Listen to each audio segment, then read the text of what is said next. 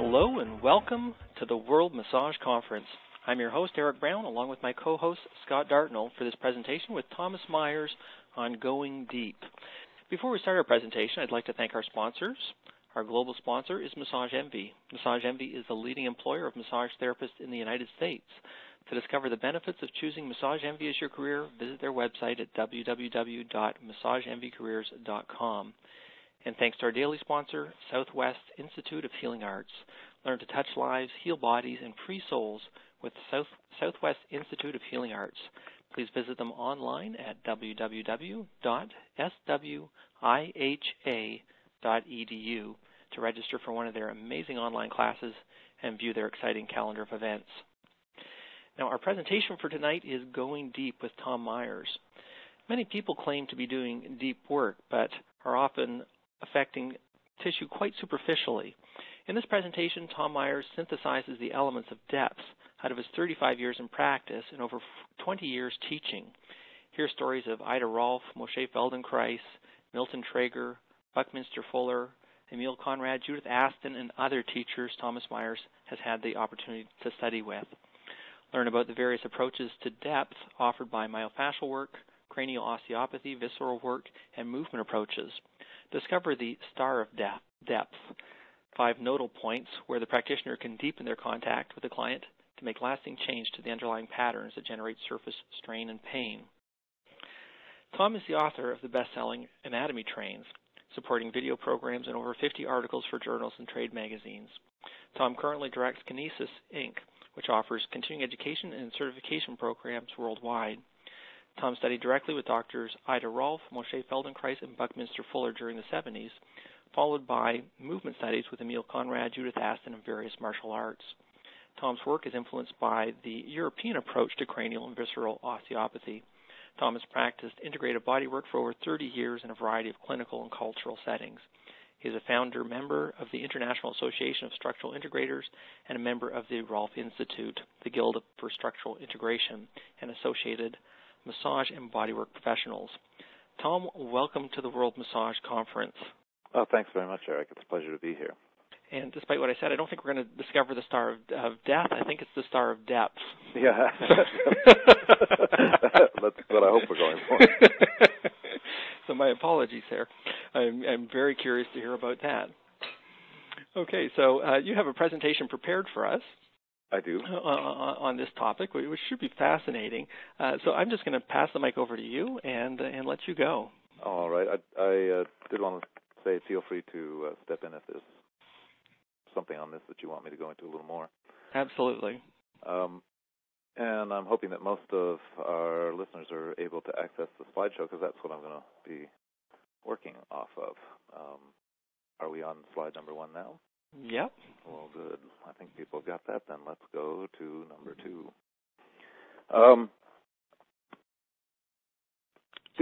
To get into the depth of the body is something that is worth taking the years to do, and it does take a while to really get past the superficial into the deep. My own particular realm, which of course is what I can talk about, people have depth in all different kinds of body work, so I'm just going to talk about it in the way that I've gone into it, which is reaching literally into the body's tissues. And there's a conundrum in going deep. There's 2 conundrums in going deep. One is the literal physical one, which we'll get into in a little bit, which is how do I get my hands into deep tissues and affect deep tissues and still stay sensitive? There are a lot of people who can maul their way into deep tissues, and there are a lot of people who can feel a lot on the surface, but the conundrum of deep work is how do you get in deep and stay sensitive? We're going to play with that a little bit. But let's, in slide 2, it's what shape are you in? I'm going to read the slides from right to left. The girl on the right-hand side, before and after treatment, you can see that her shape is changed.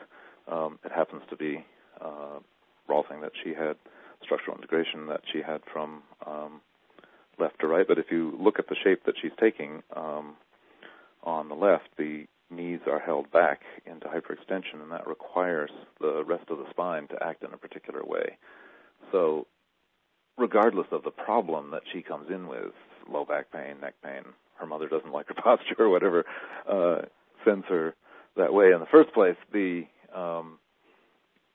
In order to get her spine to work more easily and her shoulders to sit more easily and her breathing to be more full, you really have to change the knees. It's this kind of thinking holistically. In fact, if we were to go from the knees to the ankles, if you look at her ankles, they're chronically plantar flex, so even to be able to change the knees, you need to be able to ease off her plantar flexors in her lower leg. So it becomes, whatever the local problem is, becomes a whole problem, a whole body problem that has to be considered that way.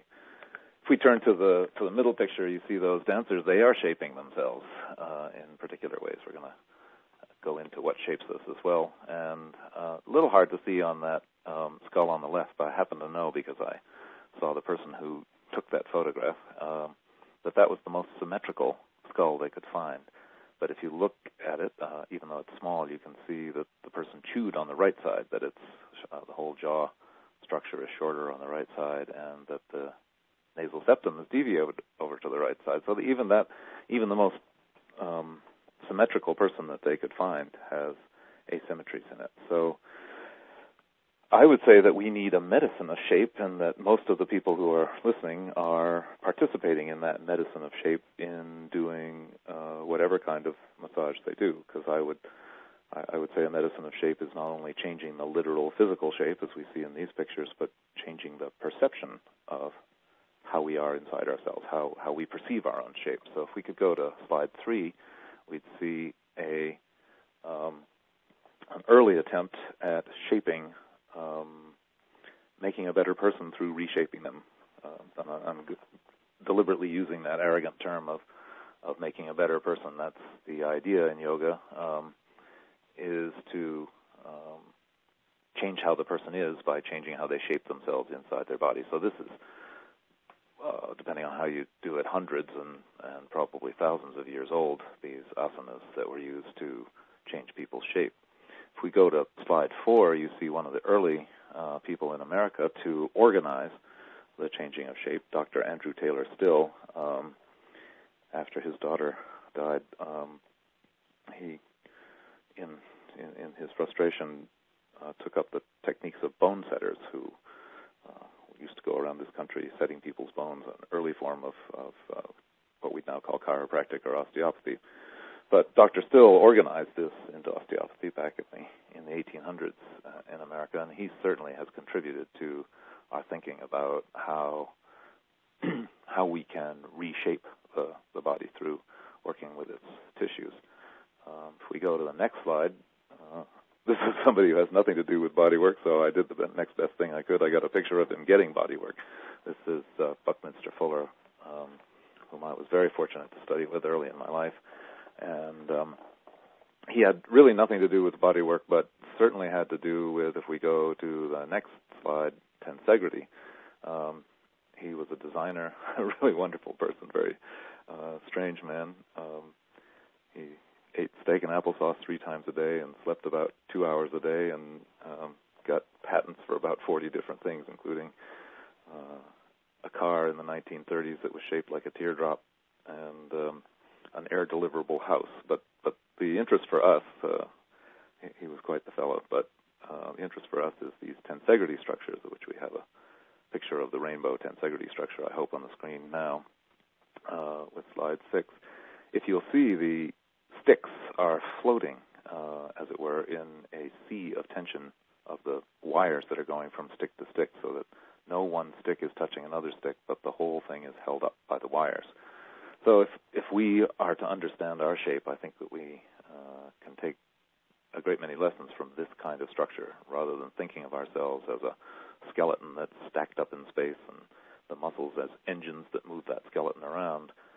We see ourselves instead as the bones floating in a fascial bed, and the muscles can change the tension on that fascial bed and thus change the relationship of the muscles. This is a different conception of how a human being works, and we don't know that it's the right conception yet, but it's certainly an interesting idea, especially if you combine it, going on to slide 7, with the insights of Dr. Ida Rolf, who I was very fortunate to run into a few years after I ran into Buckminster Fuller. And this was certainly the major teacher in my life. She looks like a little grandmother here, and she certainly could be very nice, but she was also a holy terror. First time I encountered her, it was in the Don D Hotel on Santa Monica Boulevard, where she was giving a course in 1974, and she took a friend of mine as her model and simply changed his shape, sort of after the manner of that little girl that we saw.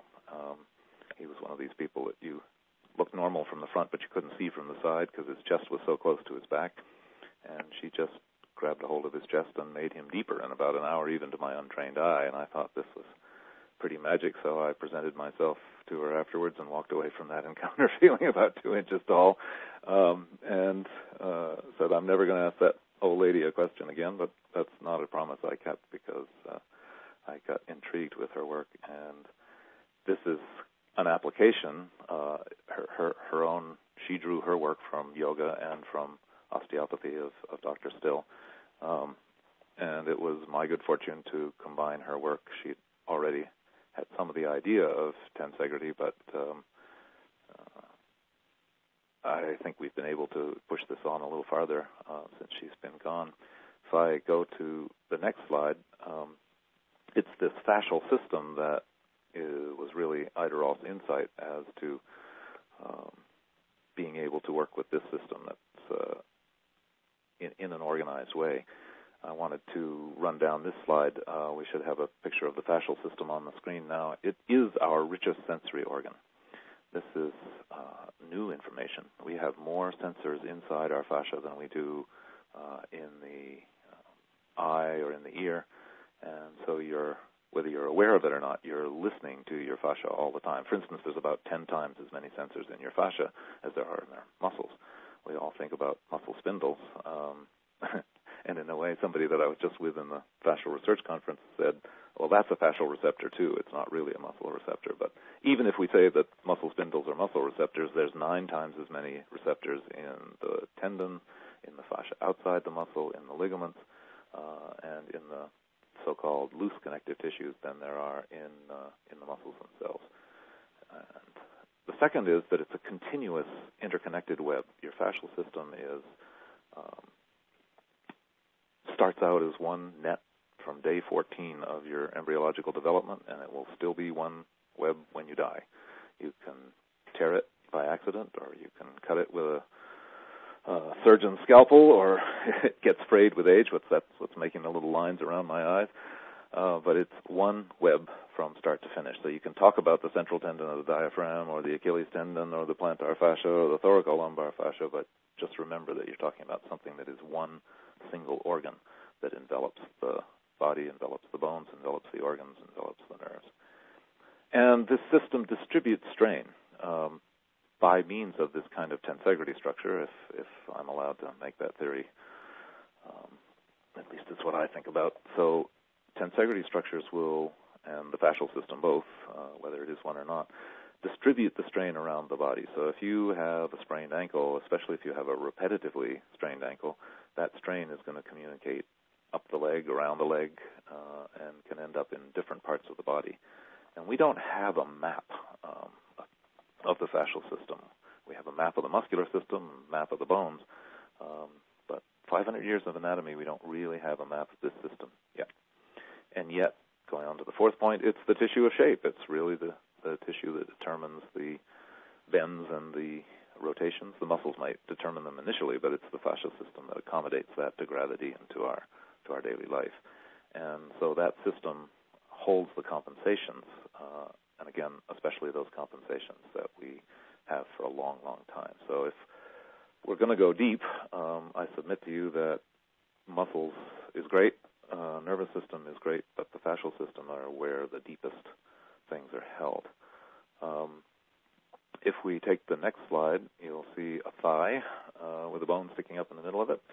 And I've labeled 7 of the, I think I only labeled 6. But if we started from the skin, just under the skin is the first layer of fascia. So wherever you're sitting now, if you pick up just the back of your hand or the back of your arm, you'll be picking up that first layer of tissue. That's called the dermis, and that's not on this slide here. it's just a very thin layer under the skin. First layer that you see on the slide there is the areolar layer, the loose connective tissue that contains a lot of fat that's under our body. It's quite thick on us compared to other primates. Other primates don't have this layer. And for a lot of my career as a rolfer, I ignored this the soft layer. It was just get me down to the deeper layers. But this layer is actually part of a body-wide system that goes all over the surface of the body and probably carries the recent research is showing that it carries the messages from the acupuncture when the needles come into that layer, so that this layer has gotten renewed attention as a very interesting, communicating, adjusting layer. Mostly those of us who are trying to literally go deep start at the next layer, which is named the deep layer, the fascia profundus. You can see it there. That's a very thick part of it, the iliotibial tract that we all know from the outside of the leg. But this is the first layer of deep fascia. Tends to be thought of as superficial by us who are trying to get even yet deeper. So let's keep going. You can see on the right-hand side of the page the epimysium of the muscle, the sleeve that the muscle comes in, the envelope that the muscle comes in. But then if you go to the upper middle of the picture, you will see these lines. You see them in meat, kind of white lines that divide the muscles. And these are the intermuscular septa. And these fascial structures, when you dissect the body muscle by muscle, you tend to miss these fascial structures. And this is the thing that I'd like to have a map of so that we could start seeing how this system of slings and long bands works itself. Then you'll see the periosteum, which has been peeled away from the bone there. That's the next layer down underneath the deeper layer of muscle. And then finally there's the bone itself. So there's 7 layers of fascia between the skin and the bone. That's kind of an average. If I was to go through the lower back, I'd be going through lots of layers of fascia before I got to the spine. And if I was right on the front of the shin bone, I'd only be going through a few. But those are the major layers. So how do you get down into those deep, deep layers? If we go to the next slide, you'll see a skeletal figure, 2 of them on left and right. On the left, this is how we generally think of putting the muscles together. The skeleton is something that's all together, and that we add these individual muscles on it. And the vastus does this, and the biceps does that, and the soleus does this. And if we could add up all those movements together, we would come up with the sum total of human shape or human movement.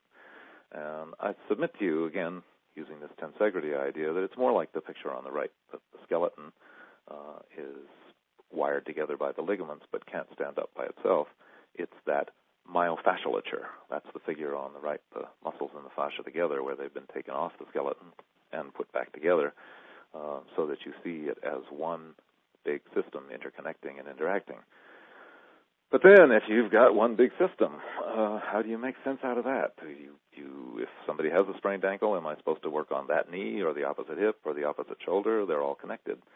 So my attempt to put some sense on this thing that Ida Rolf revealed to me was to come up with the anatomy trains, how the muscles connect through the fascia. So if we go to the next slide, number 11, you see that system on a figure of Albinus, at least from the front, the various ways in which the fascia connects through the muscles to make these long functional lines, which I would submit to you are like the tensegrity of the body around the skeleton, absolutely adjustable through the muscles, but basically there in the fascia to support the skeleton upright in our strange way of walking around on 2 tiny little bases of support with a very high center of gravity.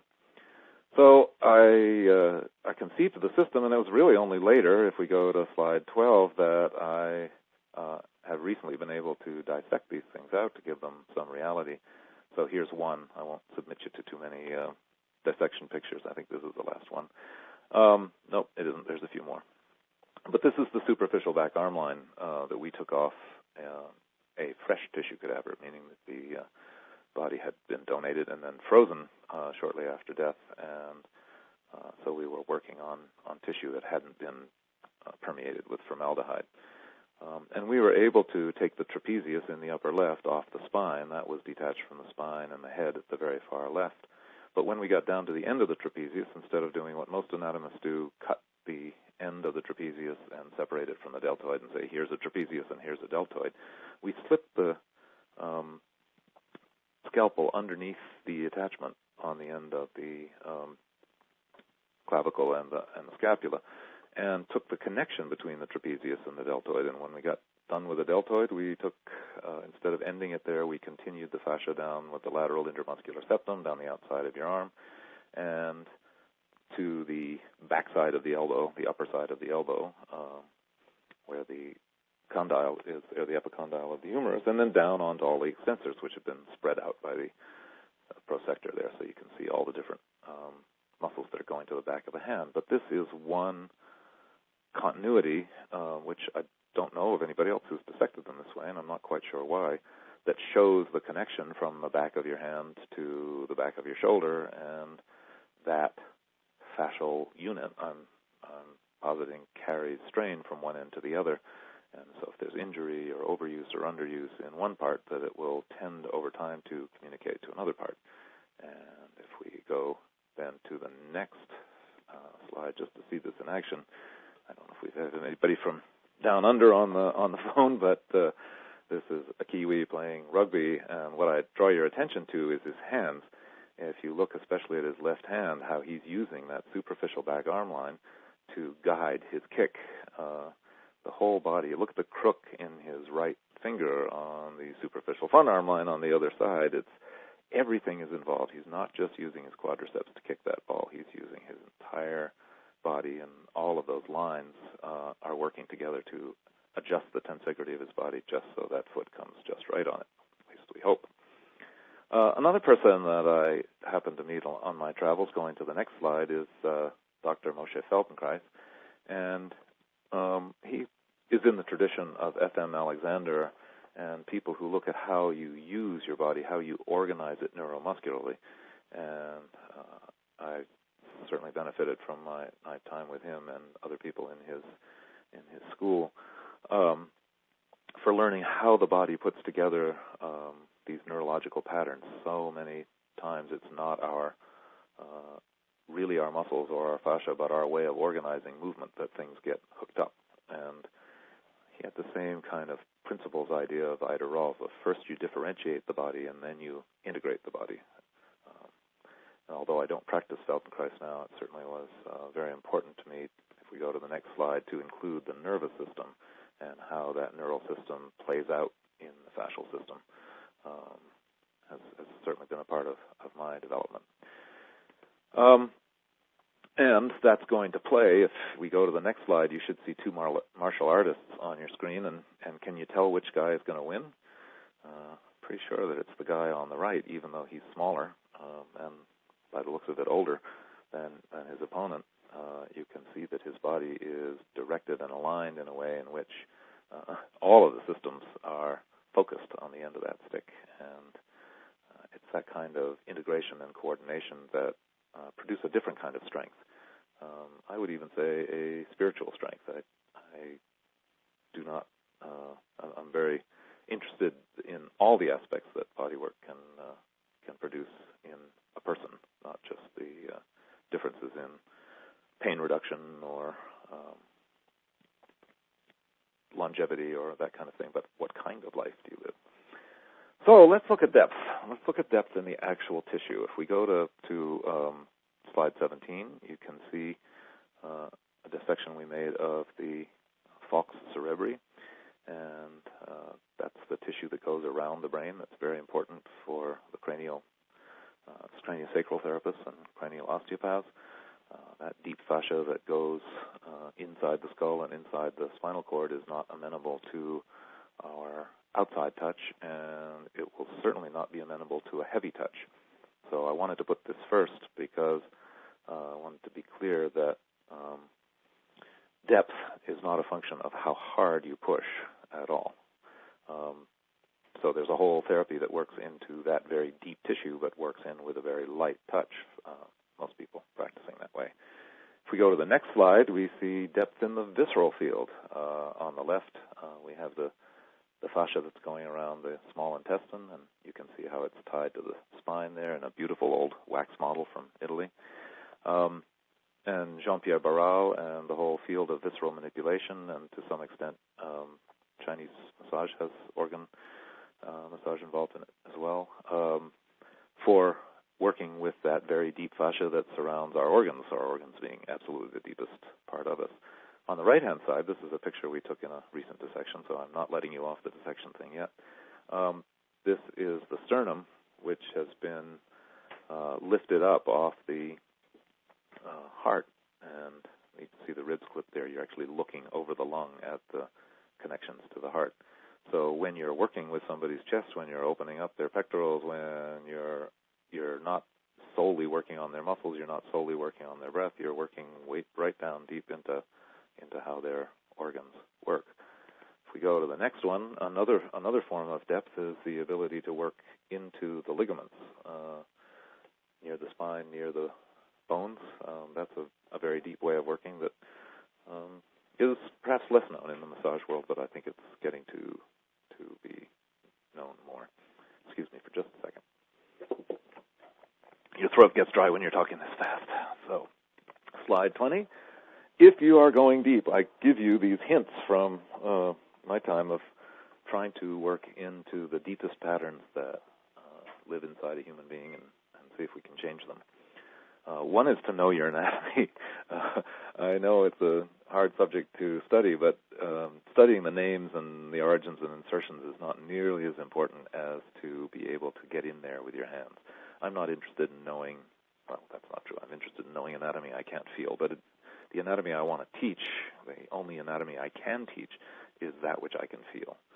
So if you can find your way into the psoas, the scalenes, these deeper muscles, then you can change them. And having a good picture of what's going on under your hands in terms of these fascial planes, in terms of these muscles, that's and the nerves where they're going through all the both endangerment sites and excitement sites that you can find in the body to open up. The second one is good body mechanics. Just not enough time is spent with this in school, I'm sorry to say. I teach a lot of people who have come from various schools and then show up at my school 4 or 5 years later, and the body mechanics has gone to hell, and that's really not... there are too many people coming into this profession who are coming out again in 8 years saying, I'm hurting, I can't do this anymore. And good body mechanics is one of the best things that you can get to make it easy on yourself. I'm a very lazy person. I've been doing this for 35 years, and I don't hurt, and I feel great. And I really attribute that to Judith Aston and other people that I've met who've taught me how to move and work with the body with very soft hands and a sensitive touch and with good body mechanics. That's the other thing about good body mechanics is you can get really deep if you use your body properly and use your whole body with your hands. In other words, it's not only my arms that go in, but I work from my feet and from my pelvis and through my breath to get in. That allows me to get much, much deeper without causing pain. Again, to have that depth with the sensitivity. Third is to involve the client with their breath and movement, so that the client is not just lying passive on the table, but is actively involved. When the client is actively involved with what you're doing, moving a little bit, breathing into it, then you are able to go much more deeply than if you are working passively on somebody. I had the opportunity to work on some people who were anesthetized a few years back, and it was no fun at all, and really they just didn't get change. You can move the tissue around, but it has no stick-to-itiveness with it. The client really has to be involved, so I urge people to get their clients more involved during the sessions. Your mental state as you come in is really going to affect your depth and affect the effectiveness of your work. So I talk about the 3 I's. You're looking for the invitation into the tissue, to be invited and to invite them to come out from the inner part of their tissue, to come out and meet you. And then you come in and inform. And that information goes in both ways. You inform yourself about them, and you inform them about how they are and how they could be. And your intention, overused word, but really important. If you know what it is that you want to affect, you can sometimes do so even if you're not directly touching that thing itself. And finally, depth is inversely proportional to speed. You cannot go too slowly to change the tissue. The only thing that can happen is in going too slowly is you can bore yourself and bore the client, and the 11th commandment is thou shalt not bore God. So I personally am too impatient to go that slow, but I have learned to really slow down inside the tissue. The deeper that I want to go, the slower that I'm going to move to change that tissue. That was the star of depth thing, not the star of depth, Eric. To those 5 points, if you can keep returning to those, you will be able to go deeper. We'll come back to that in a second. Just for the finish of this, because I'm going to finish in a couple minutes, the last slides, I'm now to what shapes us.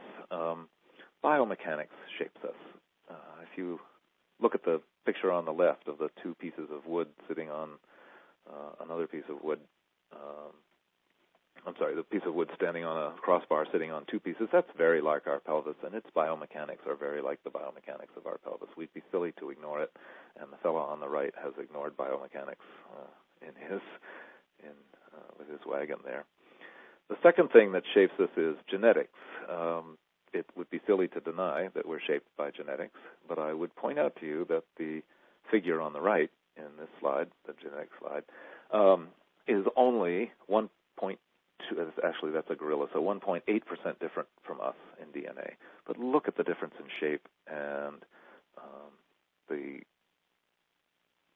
the difference in architecture. So genetics is really not that as important in shaping us as it might otherwise be. Moving to the next slide, our basic shape, though, has been very much shaped by genetics since we became the first chordates.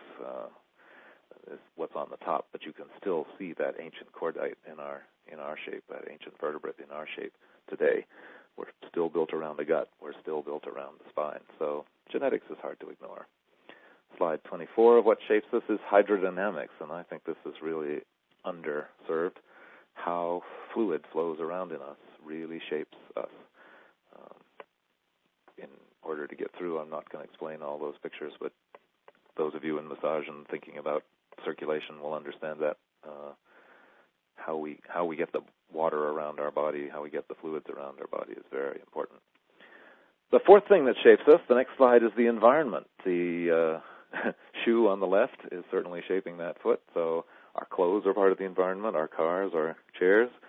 And secondly, the things that we do shape us, how we use ourselves to that environment. I put a picture of a musician in there because the change of the shape of the viola can't change. So the person tends to change shape around an instrument, around a sport, something that they use in their sport or their work. So how we relate to the environment shapes us. The next slide is what shapes us is emotions, and especially the feelings that we deny tend to create shape inside of us. Some people, taking to the middle picture, really put themselves inside a box, and some people, going to the third picture, sorry, it's a joke, really have some parts of themselves that don't grow up in the way that other parts of them do. If feelings are denied, they will shape us, and we can reach into that kind of shape as well with our hands-on work. Finally, and this is the next slide, being born early shapes us. A human being is kicked out of that state of being in the womb on the left side after only 9 months. And the middle slide is the pictures of the baby's skeleton when it's first born. And you can see how undeveloped that skeleton is. The elbow isn't developed. The whole head is only developed on the lower part, and the spine is very simple. The knees are not very developed, and a lot of what you're seeing there is still cartilage. So we have the ability, going to the pictures on the right, to be shaped very much by our environment because we're not finished when we're born. So how our parents work with us, how the environment works with us, is very important in shaping us.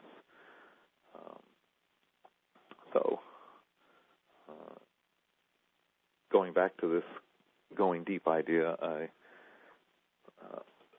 as you go in to change these patterns that live in the nervous system and in the fluid system and in the fascial system, I would invite you to these 5 points: to know your anatomy, use good body mechanics, and take the time to find some out. Do mentoring is a great way to get good body mechanics if you don't get it in school.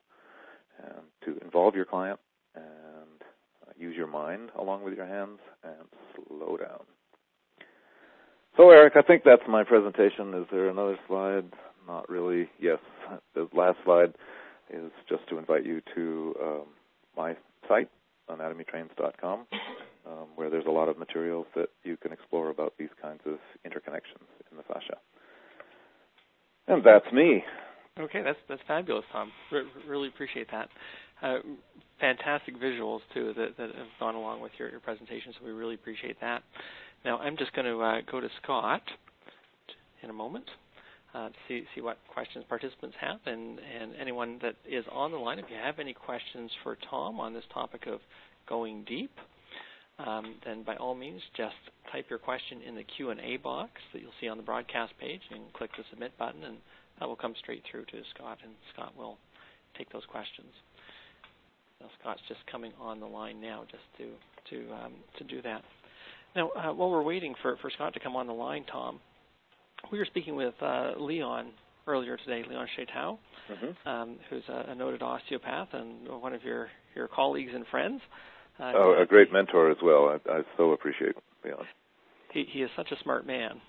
He has a very big brain. And so we just had a casual conversation this morning on getting to the root of your client's problem. And this is something I'd like to ask you about. Given the interconnections that we see in the body through the fascial system, how do we know how to get to the root of the issue? Where do we start? That's a very good question. So the where do we start is any part of the yarn that you can get a hold of. So we all start with the outside, and you want to organize the outside.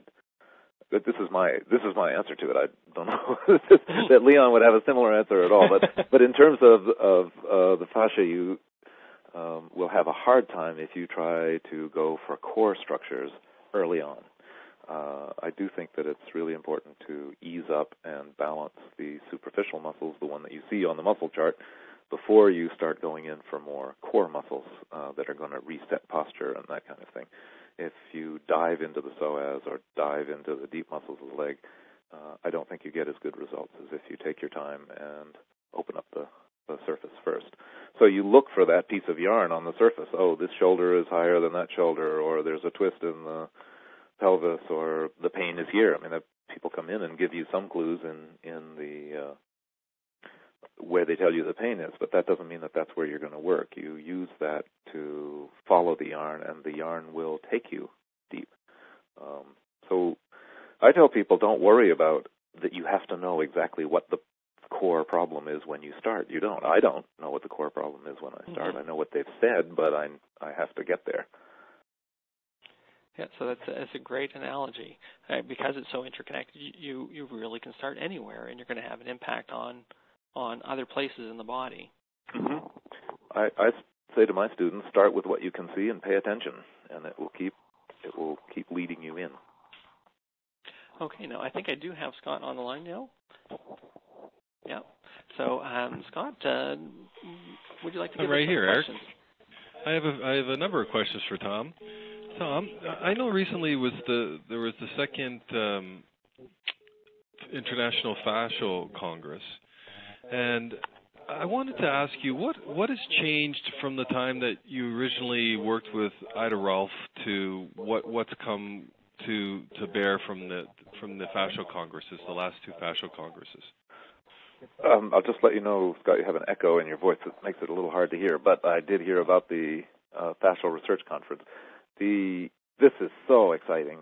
I can't tell you what the change has been like since the 1970s when I first started in to teach this, how little material there was on fascia, both on the research level and on the imagery level, in order to convey this connectivity and fascia as a system to people. And that's really changed so much in this decade when fascial research has come together. And this first Congress was held in Boston in 2007. It was just electric and exciting. And this second one in Amsterdam just brought a whole bunch of new stuff into it, and I'm very excited. It's a long way between the research and the practice, and every practitioner wants, well, tell me what to do tomorrow, and that's not quite the way research works. It's going to have practical value, but it's going to take probably, practical value is coming on, but it takes a long time for that to happen. Is there any specifics how treatment has treatment changed at all, or your approach to treatment, has it changed at all from the time? Yes, my approach to treatment has changed a great deal. Certainly since the time I was with Ida Rolf or any of my teachers. You take what you get from the teacher, and then you keep revising it in light of your experience, and then in light of what other people are finding, which research is a way of finding out what other people are finding. My touch has softened a great deal. I pay more attention to the superficial layers now, where I was really trying to dig deep. I melt deep much more now. And the specifics of fiber direction and how you're going to get this free and what you're going to do to repair that kind of injury, those have changed too, but I'm not sure that kind of detail is what we want right now. It was interesting, that last comment that you made. Susan from Boston sent a question or a statement, I guess. Isn't depth also about intention instead of pressure? Some of both? Yep. Absolutely, because one of the body workers that I know that goes very, very deep in his work, I asked him how much pressure is he putting on the head, and he said half the pressure, you can do this right now on your hand, half the pressure required to collapse a vein on the back of your hand.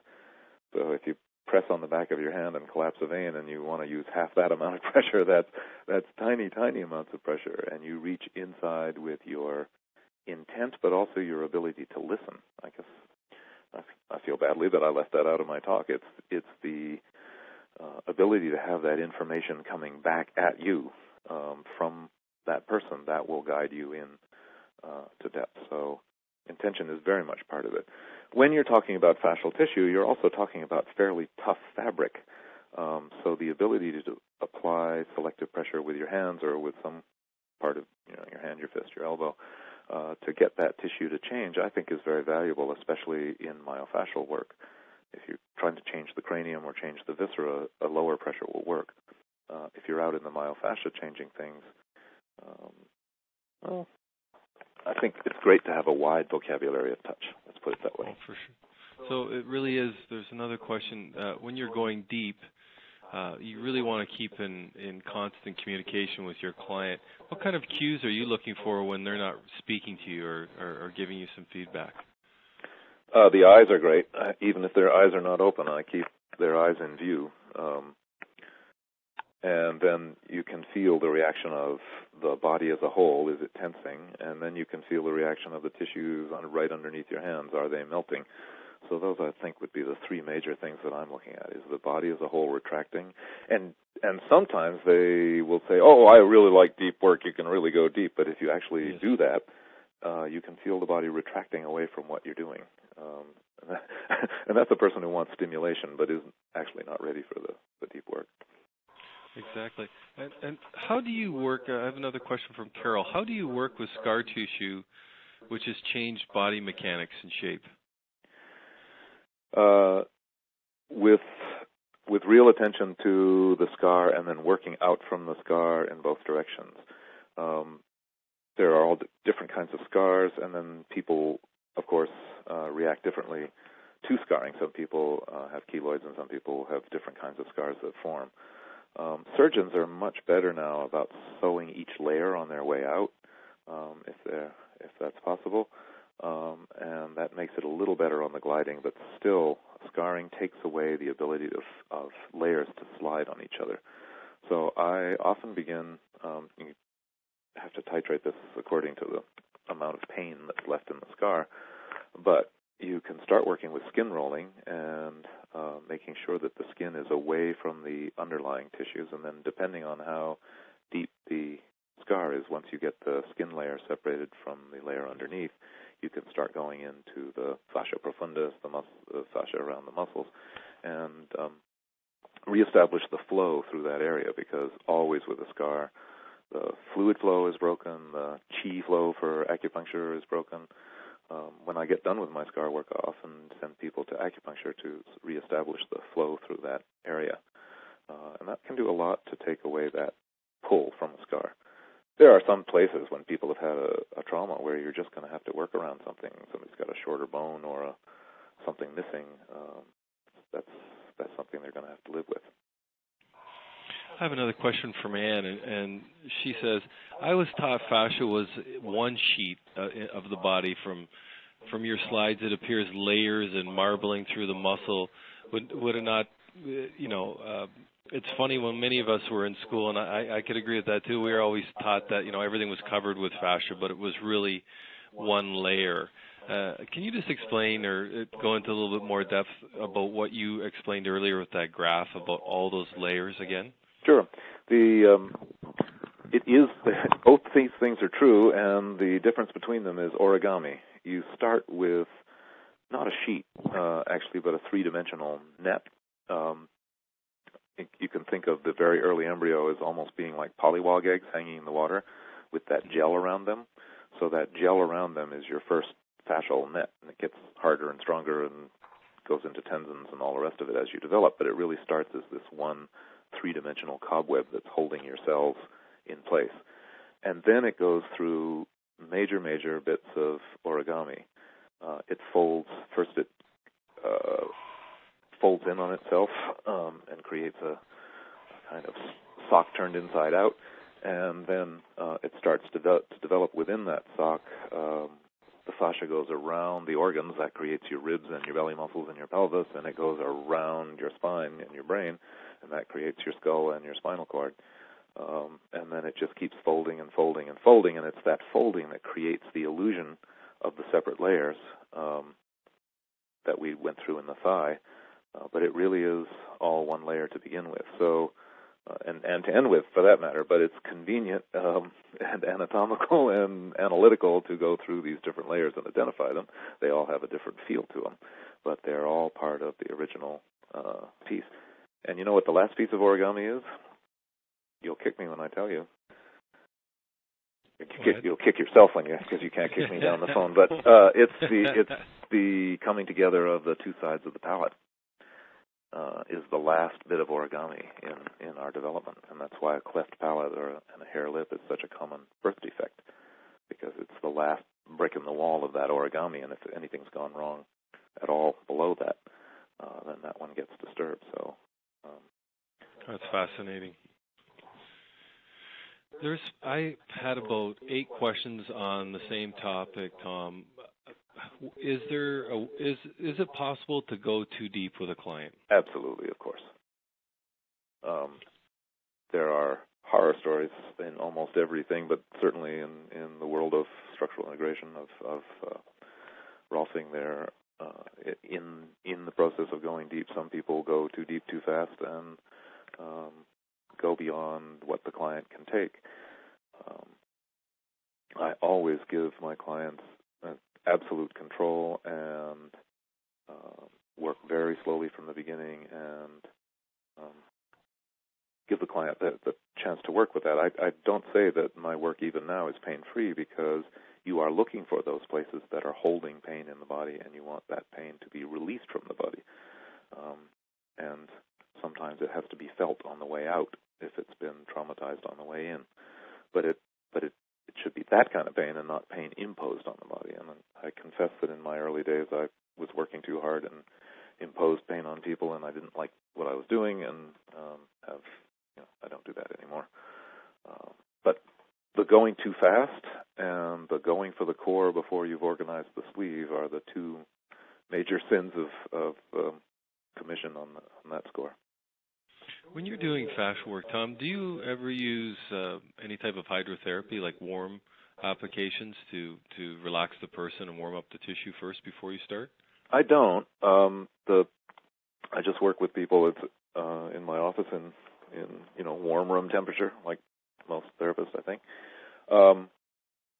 And there would be an argument for putting them in paraffin, a sauna, a nice deep hot bath before that. But the trouble is that does not penetrate very deeply into the body. Your body's very good at maintaining 98.6 right. in the internal tissues, and the only way that you could do that, and there's really an argument for it, but it's I would say quite simply too inconvenient for me to do that with my daily clientele, would be to put them in a warm place and have them do a lot of heavy exercise. Ashtanga yoga is an example of this. You get in a good warm room and you really work up a sweat, and the exercise is the heat builds up heat inside the body, and because it's hot outside, that heat can't escape and the body temperature does go up, and that essentially, without going into the chemistry of it so much, melts the glycoaminoglycans, the kind of gluey stuff in the body. It essentially melts the glue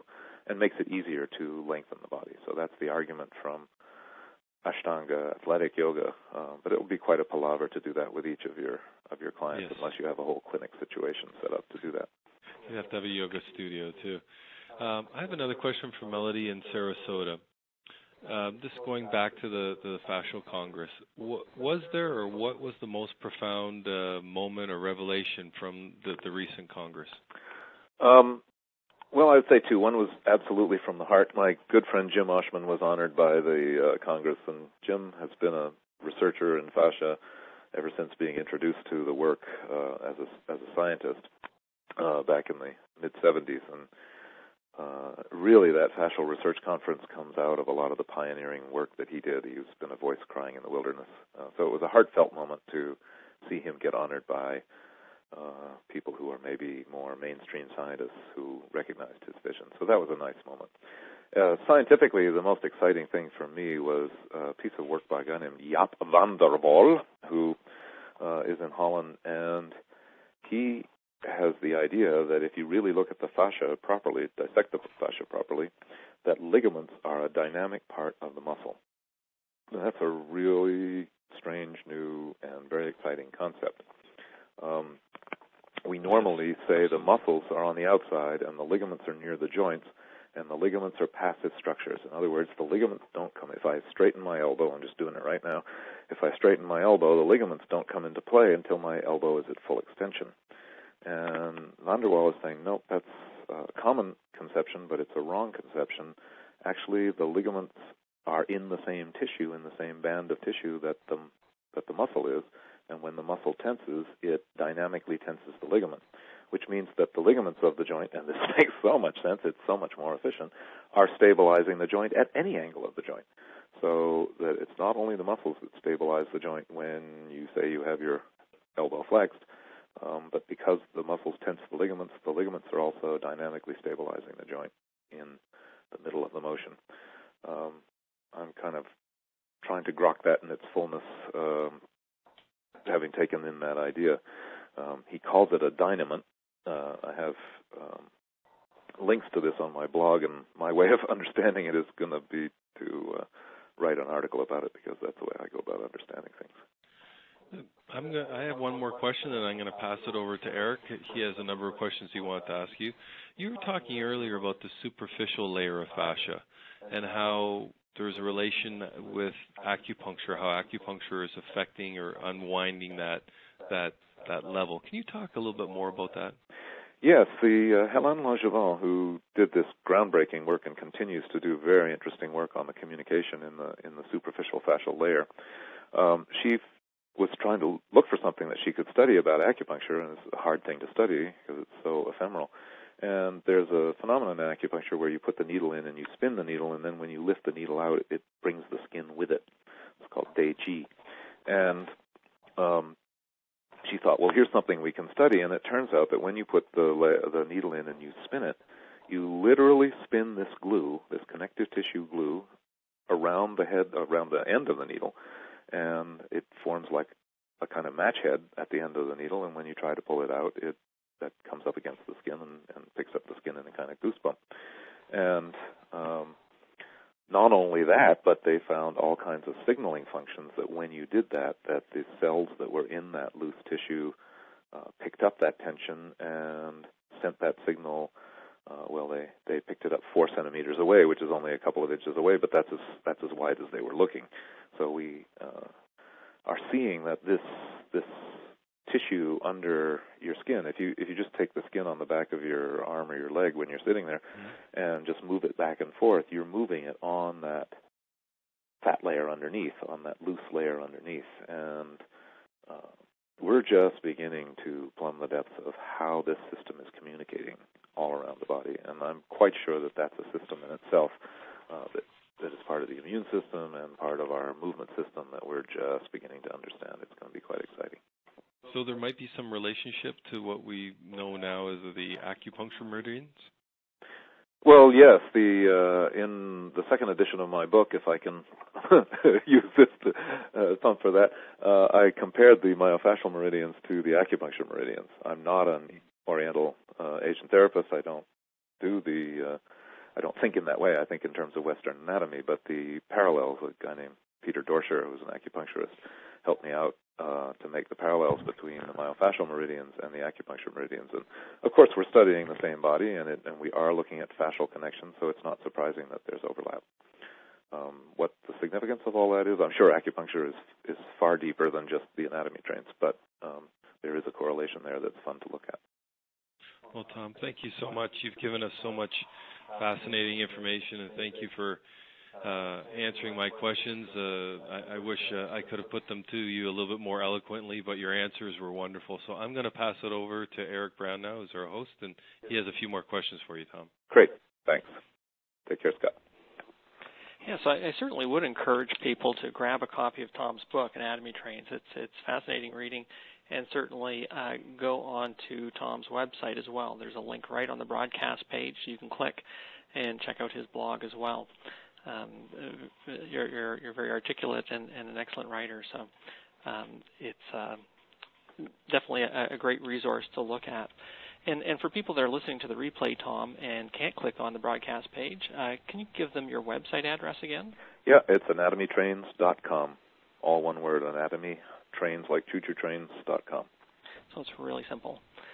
Now, we're almost out of time, but I'm going to just extend this just a few minutes. I'm wondering if you can just expand on the star of depth, the 5 nodal points. Can you just tell us a little bit more about these? Sure. Specifically, so I don't just go over it again, is there something that, or do you want me to review it for the... Can you review it just very briefly? I'm going to, so I don't get bored, I'm going to go up. If you want to get deep, you got to slow down. I'm such an impatient person, and I go through life so quickly that I have to give myself that message time and time again, that get off 700-mile-an-hour airplanes and slow down. It's the same advice you get in the vagina monologues. Slow down. Because if you want to go deep, you really have to slow down to the pace of the tissue that you're working with.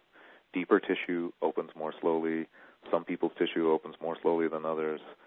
If you slow down and tune into the person that you're working with, and if this is not too totally new age, vibrate at their same level, you can work right through tissue that seems at the first blush to be very hard and dense and not going to let you in.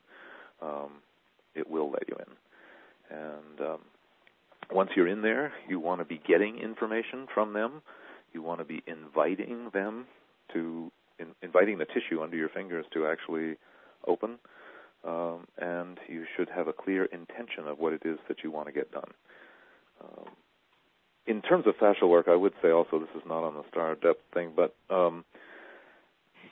go in once, do it, and get out. I hate it when I see people doing it 3 times half-assed and thinking that that's going to end up being one good time, especially if you're working something deep. If you're going in for a ligament, you're going in for a visceral restriction, you're going in for cranial restriction. Go in and actually use what's necessary to get that thing to move and then come on out again. You actually save time, and by going slowly and doing the one thing right rather than doing it 3 times fast. Involving the client, I love a massage where I just go and I lie on the table and drool into the sheet and get to go away for an hour and come back and pick my body up. I think that's a wonderful thing. But if you really want to change deeper patterns, the trouble with that kind of massage for me is I'm back in the same place a week later looking for another massage, which is great. I do like it. It's part of what I do for my health. But if I'm going to develop my inner sense, if I'm going to develop my movement, if I'm going to become more aligned, if I'm going to undo injuries, then I really have to be involved with my practitioner in the process. And having them breathe and having them move is a great way to help you get deep, because their involvement softens things up and makes it easier. Good body mechanics. If you learn to line up your feet, your pelvis, your breath, and your hands, and soften your neck, there's all kinds of tricks. It's a fairly long list. You are able to enter the body with a very soft hand and move the tissue from your torso, from your center, rather than doing it. Everybody wants a technique and they want to know how to do it, but the thing that makes that technique work and work deeply is to involve your whole body in it. So involve the client and involve yourself. And finally, just having a good picture of the anatomy makes it so much easier not to hurt people and to slide in between the walls so that you can get down close to deeper structures to where you want to be. Great. Thank you for that review. Now I'm going to ask you one more question. Is coming from a background in Rolfing, which is considered sort of deep work or deep massage, deep tissue massage, mm-hmm. do you believe you can affect deep changes in the body through small, subtle pressure? Absolutely. I did say this earlier. I think with cranial and visceral touch, you can affect the body very deeply with very, very light touch. I do also think that there's a place for deep touch. Light touch can be deep touch. I think there is a place for a heavier pressure touch. I don't know how to put this any other way, where you are physically seeking your way deeply into the body, and that's especially true in the myofascial system. To affect the deeper layers of the spine, where there are small multifidi that are doing specific things to the spine, I think if you can do it with very light touch from the surface of the back, more power to you. And I've seen people can do that, so I don't mean to sound totally skeptical on that way. But I also think it's great to have in your vocabulary the ability to actually go in and touch that tissue at a deep level without hurting, without damaging tissue, but still really touching deeply into that tissue. I don't know how else to put it. Now, I just have one final question, and this is just on a personal level, is you have such a busy schedule. You have so much on your plate. What gets you moving in the morning? What motivates you to keep exploring these ideas and these thoughts around body work and changing the body? What's your motivation to get up in the morning? Well, I'm that kind of person. I got to be fascinated with something. But the thing that really gets me up in the morning is that I believe that the work that we're doing in all the different kinds of massage and movement, I don't make much of a separation between massage and yoga and Pilates and personal training and all of these explorations of the body. I think they're all part of a large enterprise that we're doing in this century, which is to help people to return to their physicality. We've moved from an industrial society. Well, we went from hunter-gatherer, where we were deeply in touch with our body every day because we were out in nature, to creating an agricultural society which moves us in one remove, and now the industrial society, which again takes us at another remove from what you could call nature, because we're at the end of the interview. I won't explain, go into all that. And now we're into an electronic world where my kid is as much in contact with her telephone as she is with the earth. And that we're not going back from that. No way are we going back from that. So we have to learn to live in a world that's electronic, but we have to learn to honor our Neolithic body, our caveman body inside of that.